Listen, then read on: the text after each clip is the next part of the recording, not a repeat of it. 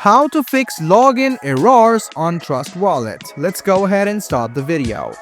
First of all, what you need to do is locate the Trust Wallet app and tap on it. After you do so, go to its settings. Now, scroll a bit down and find the storage icon right next to battery. Go ahead and tap on storage and you can see some cache has been stored. Sometimes the login errors come out randomly even though if you have kept the login credential correctly. So just go ahead and click on clear cache at the bottom right hand side, and you might as well click on clear data and delete all of your data. Try logging into your account, and if it works, then it's okay. But if it doesn't, just go ahead and go to the settings once again, click on force stop and click OK. The last option is reinstalling the app. Once you reinstall it, your problem might be solved. I hope this video was helpful for you.